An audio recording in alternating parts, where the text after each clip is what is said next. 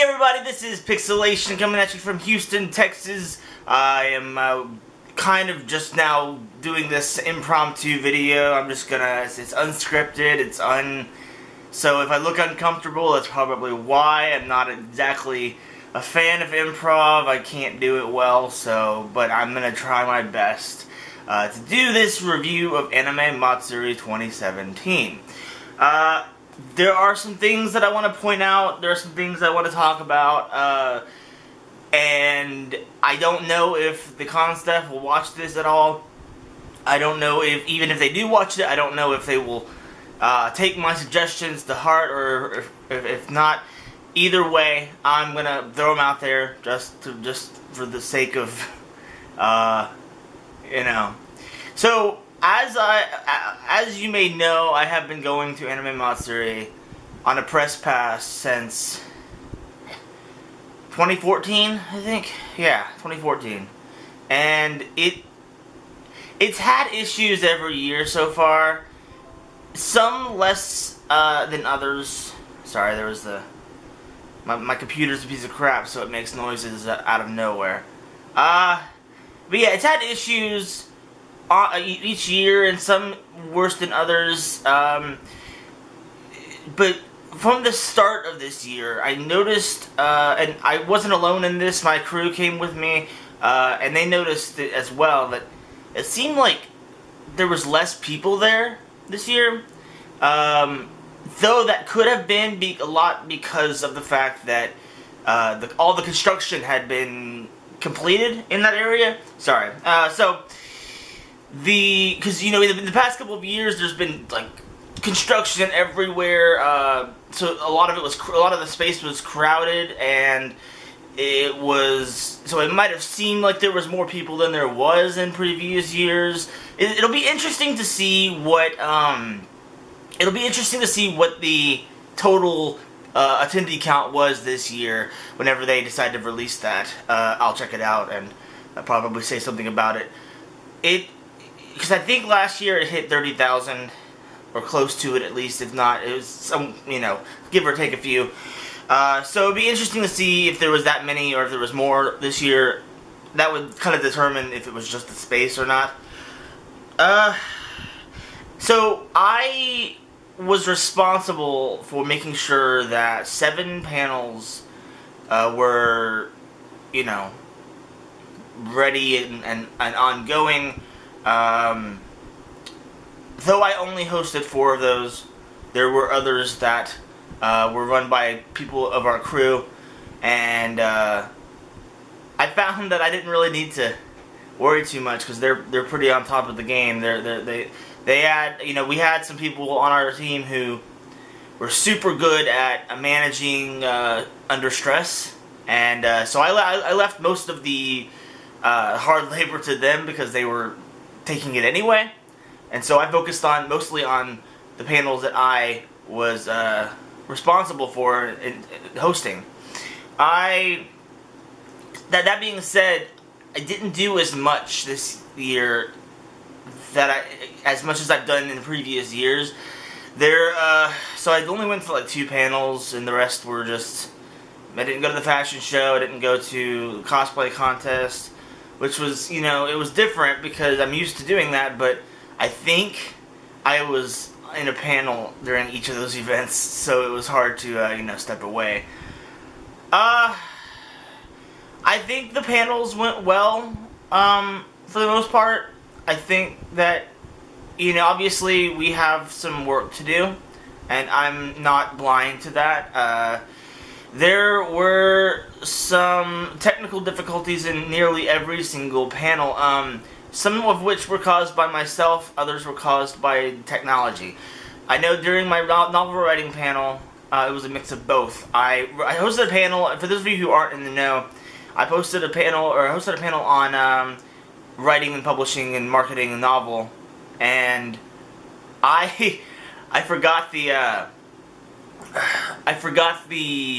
slides. I forgot the slideshow on my hard drive, and I was like, oh my gosh, really? Did I really forget that?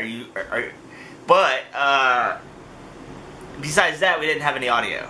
in that panel. So, well, we improv'd. We figured it out. We had one guy who was willing to do provide voiceover for the trailers that we were showing for the games we were giving away, and that was pretty funny. And I managed to remember most if not all of what I was going to talk about in the slides, so I just kind of regurgitated that, which I think it went really well. And plus it helped that the crowd was really helpful. They all felt like they wanted to help each other, which was really cool. During the Q&A, you know, we had people asking questions, and I told them up front that, you know, I may not be able to answer every question because I am still a beginner in all of this. But a lot of the people were offering suggestions to each other and helping each other out, and I felt like that was really cool. It was like a show of the community of novel writers and creative people we have in Houston and around Houston, and especially at Anime Matsuri. Tech on Crunchyroll, Otaku Obento, and the Monogatari panel, the Anime Ambush panel.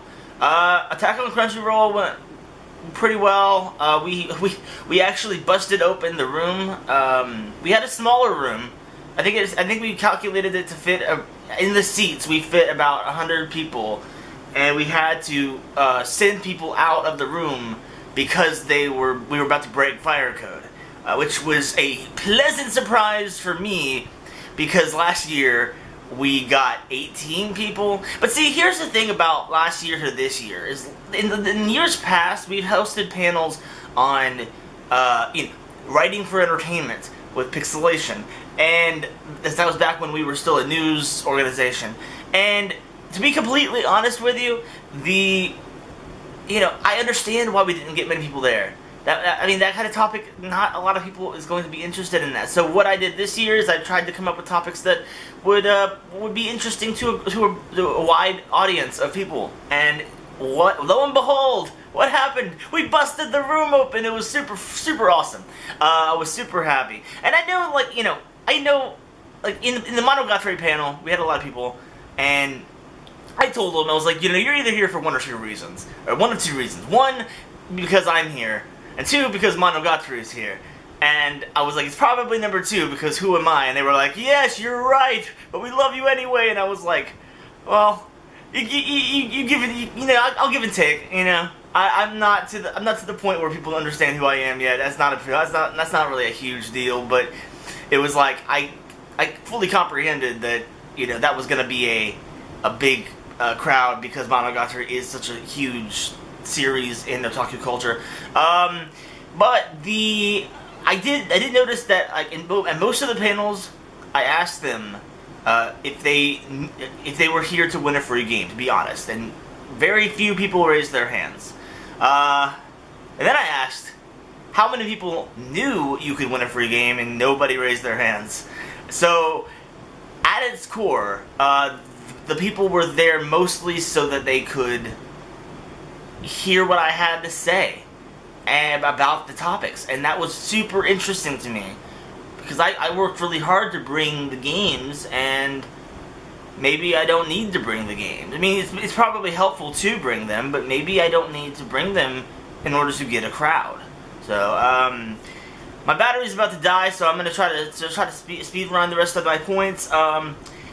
I think the biggest thing that I noticed in terms of this organization in this year's was that it seemed like the press room, because there's a press lounge every year, and it is super nice to have to kind of unwind for those of us who are in the press, and it seemed to be closed the entire day Saturday. I don't know if it was or not. It was locked. So we were kind of like, I don't know why it's locked, but I mean, okay, I guess there's a reason for it. I don't think we were alerted of any reason why it would be locked.